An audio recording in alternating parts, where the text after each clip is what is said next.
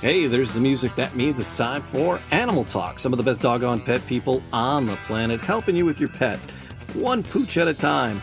It's America's Pet Show, Animal Talk. Thanks for being with us. Be sure to like, subscribe, leave a comment, do all those podcast things in all the podcast places. We truly appreciate you coming around. AnimalTalkRadio.com is the website, and of course, WearingFunny.com if you're looking for some gear, some pet parent gear, some funny t-shirts. They're all there. They're available for you. Appreciate our sponsor, WearingFunny.com. Great place. Go check them out. And for your pet help and information, you're in the right spot. We're going to help you out. We have years and years of animal calls and emails and interviews, and we're sharing them all with you on these Animal Talk Rewinds. Now, Animal Talk, it is for entertainment purposes only, so make sure you check with your local veterinarian, your local trainer, if you have any issues coming up, and we're here to help. Our professionals always got great ideas, too, so here we go, having a little bit of fun. It's Animal Talk. Cat sitting across from me. Hi, I'm Dr. Brad Davis, here to answer any veterinary questions that you might have. And the brightest of the bunch. I'm Donna Fournier, and I'm here to answer any training questions. Okay, and of course, if you've got a problem with a raucous reptile, our buddy Rourke from ReptileSafari.org can help you. My name's Jamie. I just want to make sure everybody has a good time. He is the Spike Lee of radio. He's nicer, though. Penny. And every week we have a column in the Detroit Free Press where we help people with their pets. And then Donna shooting her mouth off in the column, getting us in trouble. Oh, no. What happened? So we'll be talking about that coming up in the show. Oh, good. I haven't even really gotten started yet. She has offended already. Oh, so good. And usually doesn't take me long. We're gonna try to quell that straight away. And of course, Dr. Brad, every year, he comes up with a list of things that people have said throughout the year to him and at the clinic. Things that have come up, a unique phraseology, things people say, incredible wordmanship. It doesn't mean something. It doesn't mean they're stupid. It just means something was said that they didn't mean to say. Right. Yeah. It is my favorite New Year's tradition. But before we do that, I want to say, Jamie, I want to just give you some congratulations for what Jamie did here, because what a great job. Because of course we haven't had the show for a few weeks now. And but Jamie, of course, he went into negotiations on his own, and he got our writers back. That's it, you did. You and Letterman in that closed door session, you got our writers back, and so we're back on the air, and it's just exciting to see the guys back, and that's just great. Congratulations to you, Jamie. You're welcome. I needed to do that for you, really, because you're basically our writer. So I'm so glad you're back. And I shaved. Unlike Dave, I decided to shave for the event. I just decided to have the inability to grow a beard, so it really works out sort of in between. Okay. But anyway, yes, it's something we call things said. Is the segment. We'll definitely. It definitely needs its own. Do we want to jump right into that? Do you want to whenever share you those want? Right now? Yes. I'm here. I got them whenever you're ready. Okay, yes. I would love to hear those. There was Brad. one I can't do because there was one on a radio I told you about before. Right. A running back was having a great game. I heard it on the radio, and the guy was just running right through the holes, and the announcer said, "Boy, you give him a little crack, and he'll run forever." Yeah, I just love that. Yeah, but you can't use that. But you don't use that one. Okay, no, I would never say that. Anyway, thing said, 2007. You ready? Yes. Okay. Who sang that? Was it the Hoobie Brothers? Laying in bed all night can make you tired. Mm-hmm. I feed him Yucca-Banuba. It is the way people say that is one of my favorites. And this has a lot. I don't think the company even knows how to say it right. This one has a lot. This one you can inflect your own joke into it. Are you ready? He gets angry at the drop of a fly. See? He was almost comatose. Stop knick-knacking me about every little thing. He's got such a beautiful glassy coat. He just eats so much he gouges himself every meal. Ooh. It's cold in here. The building needs more insulin. Can you not talk about sex so much? Getting history from a client. When was his birthday? When he was born? Oh, thanks. Do you remember Twiggy? Of course. He was Laverne and Shirley's neighbor. I want to get the Portobello vaccine. Oh, that's a new one. I've never heard that before. Better tires give you better gription to the road. Gription? Then you add some baby-washed carrots. He's at the groomer getting his gnats clipped out right now. Oh, Lordy. He has an umbilical hernia. This was in a note, and I don't know if it'll work saying it. He's having problems with his equilibrium. This is about a baseball game that was being played on a rainy day. Did the rain get canceled? He's as healthy as a whip. It's located on the outer skirts. That would set a bad precedent. Watch it. He's got a puncture wound on his leg. Womb? I used to miss that show all the time, but now I just devo it. You should go to that Harry Potter school, Warthogs. And I got worried when I saw he had a glossy look in his eyes. And this is referring to the Randy Johnson, the pitcher, called the Big Unit. Did you see the Big Eunuch? It went on the disabled list. Oh. It even vibrates like real. About a senior citizen with decreasing allergies. Maybe he just forgot that he had allergies. This is about a vaginal polyp. Oh, no. She has a vaginal pileup. Oh, mercy. She has discharge in her Virginia. Virginia. I want to do the least evasive procedure. He's been shaking his head a lot, especially the left side. Did you have to get up early to see the sunsets? This was in a note. Wait. I know. Just go with it. Wow. This is from a note. She's been wedding all over the house. Wedding, W-E-D-D-I-N-G. Oh. Abraham Lincoln was shot in a movie theater, right? Oh, ouch. He has an unbiblical hernia. Did you take the picture in to be mated and framed? Should I give him some of that electric water? Electric water. He's been salivatating all over the house. Are there two in a pair? The weather is outside today. Yeah, yes, it is. Don't be boisterous. And my favorite of the year, this is me talking to a little boy. How old are you? 4. Oh, wow. What do you want to be when you get older? 5. And that's the list. I was a little kid that just would rather hug a bunny than go play baseball. There you are.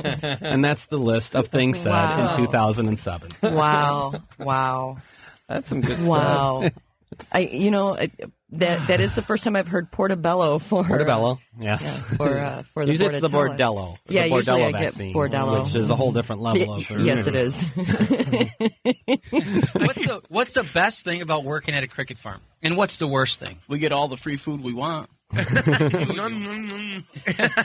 the worst thing about? I mean, what's a bad day at the cricket farm? What's that like? There's no bad days at a cricket farm.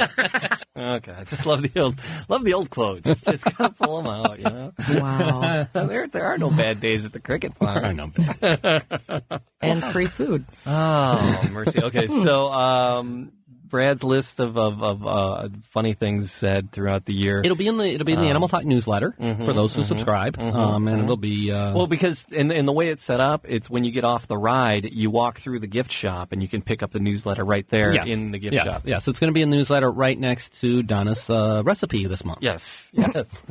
Okay. My recipe this month. Do I strike you as a cooking sort? Other than the turkey once a year. When you say, do you strike me? Yes, occasionally. Aw, come on now. You're too far away for me to hit you. Bad old putty cat. If anybody gets hit, it's him. That's right. Okay. You'd like to keep it that way. I can't wait to hear about the news story, though, about getting in trouble with the newspaper. I'm just excited about this. Oh, yeah. Yeah, it's not that big of a deal. I'm blowing it up. I'm overstating it. But, yes, we do have the column in the Detroit Free Press, and we're going to respond to a caller that said Donna is making unfounded claims about Labradors. Ooh. So we'll be talking about that and taking your phone call. Jamie, Donna, Dr. Brad, Animal Talk. It is America's Pet Show, animaltalkradio.com. And we like to take your email questions there and answer a few of them. Brad, do you got an email question? Sure do. Over there? What you got? Dear Animal Talk. You've got mail, baby, yeah. My dog chases the cat around my house every day. The cat is always tail up and scampering. The dog, a silky terrier, loves to chase the cat. There's never been a bloody incident, thank God, but it scares me. What can I do to stop this behavior? And this is signed, Rhonda. Well, if the cat did not want to have anything to do with the dog, you would not see the cat. If the cat is running and playing with the dog, that's exactly what he's doing. Mm-hmm. He's putting himself in that position to encourage the dog to chase him. So this is actually not that unusual. I have 2 dogs and a cat myself. And this is very normal behavior. If the cat didn't want to be seen or want any part of that dog, you wouldn't see the cat, period. As long as the kitty has a place to go, which is usually, I know you always say, Cats are vertical, dogs are horizontal. So typically now a Silkie probably can jump up on the couch, but if the kitty has a place where he can get to that the dog can't, that's really all you need to provide for them. If it really bothers you, just the act of them playing together like this, make a big scary noise, throw a phone book at the floor. That'll startle both of them. They'll run in opposite directions. The game is over. I think also you have to look at, I think there was I don't know what his position was exactly, but this man was a genius. And he said, why must he be like that? Why must he chase the cat? It's the dog in him. Mr. Clinton is very much a genius. Yes. He probably had a doctor of funk, I believe he was. That's definitely a doctor. Yes, he was. Doctoral candidate there for sure. And of course, every week we also help you in print in the Detroit Free Press as well. And of course, you email those questions into us, and we help you out. And we had a question that went to print today, and someone took issue with it. Donna's causing trouble. You are just a troublemaker, Miss Donna. Yeah. And we have Michael on the line. And Michael, welcome to Animal Talk. Good evening. How are you this evening? Excellent. All right, Michael, we're going to touch base with you. I'm going to review for our listeners what the email was, the question and the answer exactly, and you can let us know what you took issue with, and we'll go from there. But it's a Dear Animal Talk, the question that came into us. I live on a lake and thinking about getting a Labrador because I heard they're good with little kids and even have small webs in their paws that help them with swimming. Is all of that true? And Donna responded that, Labs are great family dogs as well as swimmers. They have a lot of energy, and you need to have a good outlet for that every day. If you cannot provide a good walk or at least 45 minutes of play every day, then we wouldn't recommend a dog with this energy level. Labs are in the hunting category, which basically means they'll be orally fixated. They may be more mouthy during play, tug on clothing, or grab at things you'd rather they didn't. However, all those behaviors can be controlled with consistent training beginning in puppyhood. Because of this, dogs' oral fixation never leave young children alone with the dog. Also, this breed can weigh anywhere between 50 to 80 pounds. If you're not sure this is the breed for you, you can check out a book, and the book that we typically recommend. Which one do you typically recommend? The Right Donna? Dog for You by Dr. Tortora. That is always a good one. Like when people are thinking about a dog, it's like, well, it's kind of like a way to go window shopping for a pup. Yep. But all right, so on the line with us is Michael, and Michael, you actually breed Labradors, and you actually didn't like the way we responded to that question. Yes, the whole article was very good except for the one line, basically. 2 sentences. It says, because of the dog's oral fixation. Yeah. These are Labradors, Golden Retrievers, as well as Chesapeake Bay Retrievers. They're retrievers. Right. They've been raised and bred to retrieve, and the only way a dog can retrieve is the use of its mouth. Really? They are not, the way the article was written in that 2 sentences makes it sound like these dogs, Labrador Retriever especially, would be harmful to a young child. And I think it's deceiving to write something that way, and especially by following up in the very next sentence talking about the size of the dog, it seems like a threat for a child. All right. Well, now, Michael, I need you to have give me a yes or no on this, that it is possible for any dog to bite a child. Any dog, yes. Okay. And it is unwise to leave any child unsupervised with any dog. Any child under the age of 12 should never be left alone with a dog or any other animal. Well, okay, would you say yes or no to that? I'm not going to totally agree to that. Okay, well, see, we would not recommend. But Michael, we would never recommend that anyone leave a child under the age of 12 or younger alone with an animal unsupervised, because it's just a recipe for disaster. And we got to err on the side of caution. And definitely warn people and let them know that, these dangers, 99.9% of Labradors they'll take a licking and keep on ticking. Kids can jump and poke and prod, and they will never do anything. But there could be that one chance. And Donna can speak to this firsthand. When she was a child, got bit in the face by a lab. Got bit in the face by a dog. And, it was a lab mix. Was it really? It was. Oh, It actually was a lab mix. I didn't even know that. It was a lab mix. Thank you. But it's not disparaging the breed. A dog. No, definitely not Labs. No. But I mean, my any sister dog. owns one. She has 3 children. Winnie is a great dog. It comes down to the responsibility of the owner and understanding what this person was asking from us was what in this situation that he laid out for us, do we recommend this? He was not aware possibly of the size that these dogs can get, and I know from being around labs, we've had lab mixes a good bulk of my life. Someone in my family has had a lab or a lab mix. The best dog I ever had, Junior, was a lab mix. He was a lab husky. Winnie, who is my sister's current lab, is a very sweet dog, but due to her size, can knock those kids down without intending to harm them. So this is what we were getting at in this article, is to explain somebody who may not know the breed. These are some important factors that you need to be aware of, and we really don't like children to be unattended with dogs because kids do stupid things to dogs, and depending on the dog will depend on the reaction of that dog. And the whole oral fixation issue, any hunting breed of dog is going to be an orally fixated dog. I own a beagle. I know this. Everything goes in the mouth. So this is something, again, from somebody who may not know about this breed. They need to be aware that this is a dog that may pick up Kleenex, may pick up a towel, may pick up your shoe, may pick up anything that isn't its toy, or also during play, put its mouth on you in that regard. All right, Mike, we got to grab a break, but I want to talk to you about the labs and how you've placed them, if you can hang on for just a minute. More animal talk on the way. But we were talking to Michael about Labradors, and we were responding to an email from our column in the Detroit Free Press about a family thinking about getting a dog because they live on the lake, and they're like, hey, we want a dog that can swim and work well with the kids. And we said, yeah, Labs are brilliant dogs, and we just threw out the concern that they're hunting dogs and they could be orally fixated, and they'll be a little bit more mouthier with things. So, keep an eye on those behaviors when they're puppies, and you should have no problem whatsoever. Michael, you said you didn't, you thought that was more of just our opinion than a correct statement. Well, yes, I thought the statement wasn't based on fact. I've raised Labradors for over 30 years, purebred Labradors. They've gone to Leader Dogs for the Blind. I found that pretty interesting. Citizens. Yeah, CGC dogs, which are canine good citizens, which means you allow them to walk into the hospital tether-free, leash-free. They would walk into a nursing home, hospital, children's ward. And they would go around from patient to patient, just providing dog therapy, as they call it. Right. Nobody supervises them. Sure.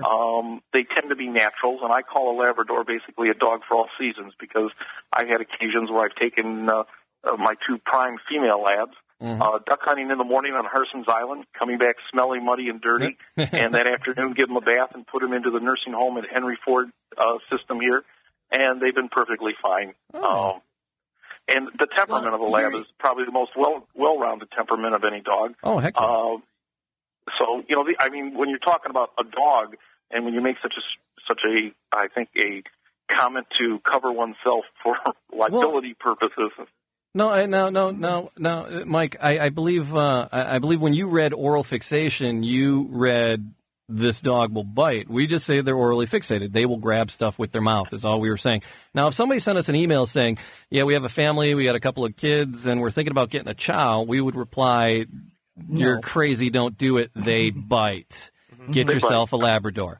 Seriously, we would. Because if we were to say a dog's going to bite, we would say a dog bites. We simply said the dog was orally fixated and that he grabs things with his mouth. Yeah. So they like to retrieve and bring you things even that you didn't want them to. Exactly. No, I totally agree with that. I totally agree with that. Right. They're a dog that everything goes in, and any of your hunting breeds fall into that category because something always goes into the mouth. Yeah. They're just, I've worked with many labs that bring their toy as soon as the owner walks in the house. The toy is presented to them.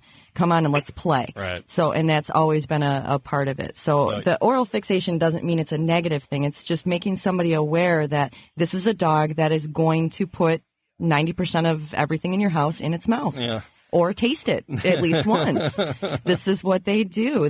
I call, and what I said in the break, my beagle does what I call walk by lickings. She'll walk by and lick the floor. She'll walk by and lick the side of the couch just because. You know, anything new comes into the house, she explores it with her mouth because that's what she does. She brings me stuff constantly. This is a hunting dog trait. Yeah. They all do it. Yeah, so hopefully people didn't, think that when we said orally fixated that we mean that they will bite, because typically they won't. I mean, that is a possibility with any dog, and you shouldn't leave a child unsupervised with a dog. But your chances with a Labrador are it's one of the, we recommend them all the time. Seriously, Brad. Sure. I see labs at my clinic all the time. They're one of the best breeds. When people ask me what breeds I recommend for a family, I always say a Labrador or a Golden Retriever. I mean, if you have those, you're not going to go wrong. That's why they're always one of the top breeds every year.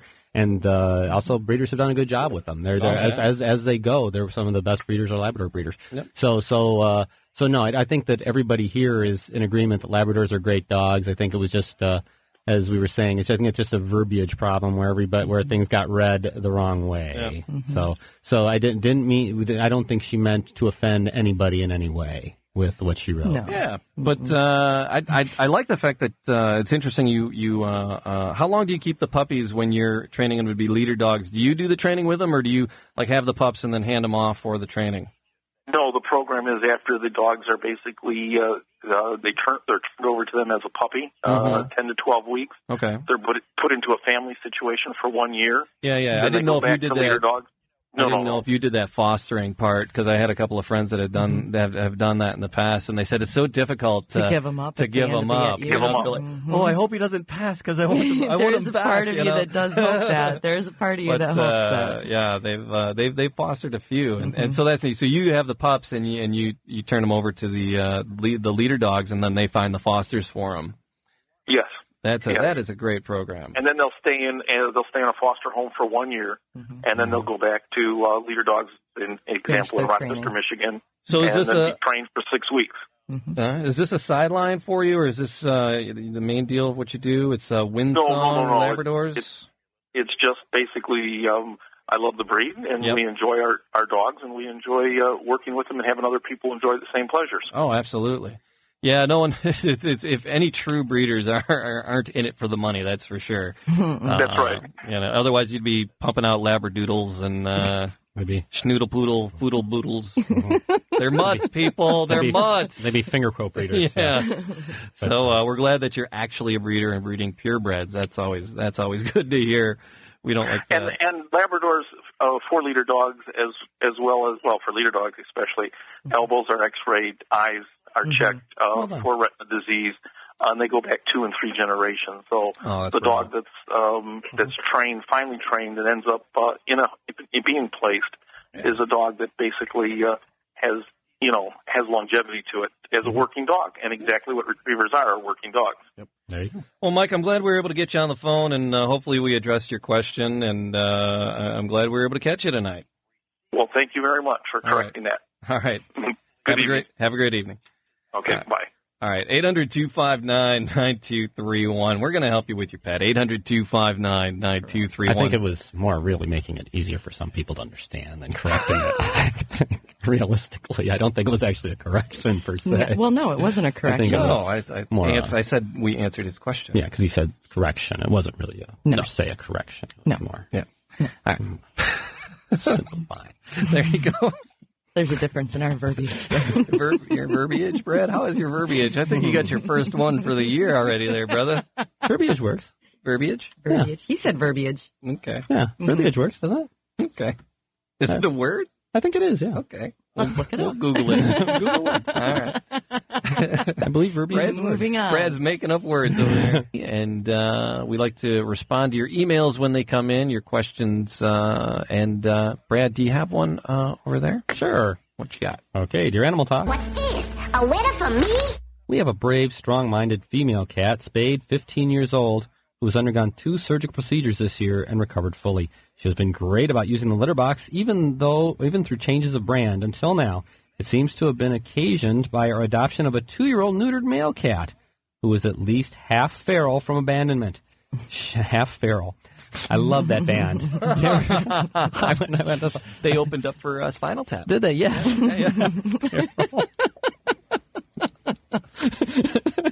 I think that's also a move in the UFC.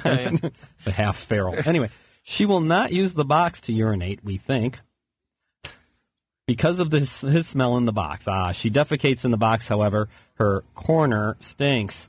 We have not found a solution. We are spreading newspapers, plastic sheets, aluminum foil to no avail. We are using a citrus deodorizer. None of these work, nor does constant cleaning. Is there anything that can be done? And this is signed a series of letters and numbers. Okay.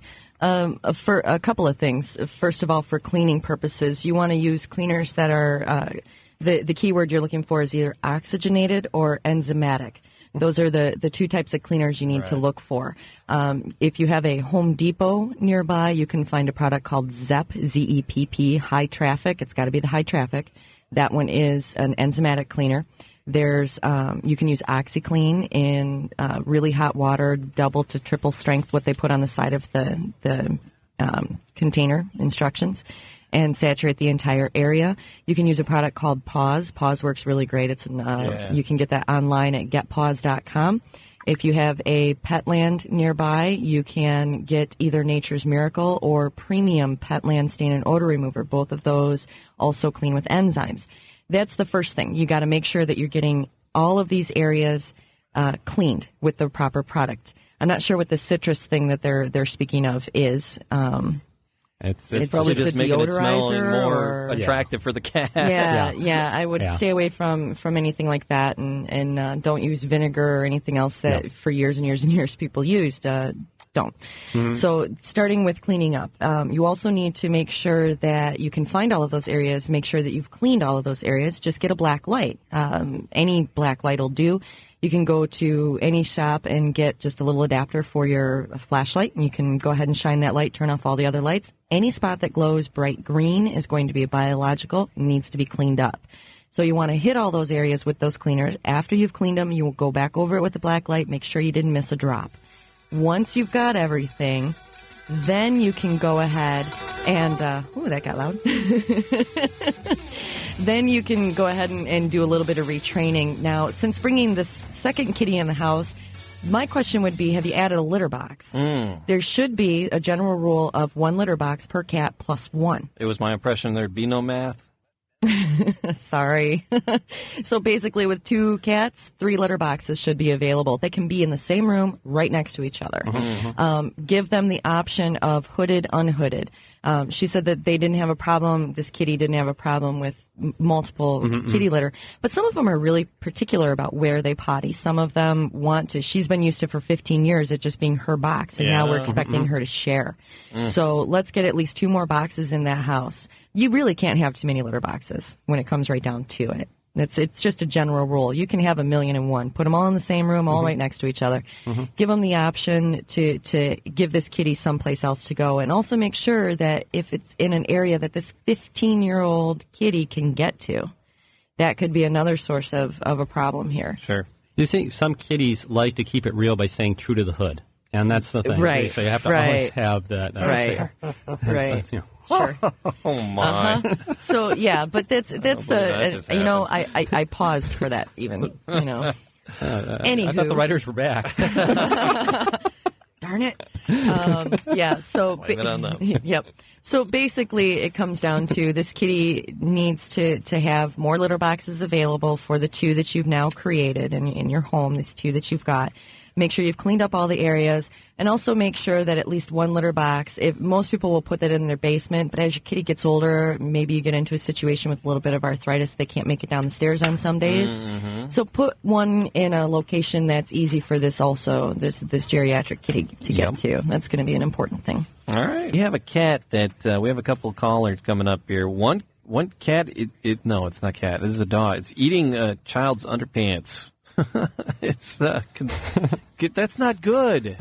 We're gonna help them out, and and definitely, and so we're gonna look into that problem, and Brad will have you delve into that for us, and Under Never there? mind, never Underwear? mind. Yes.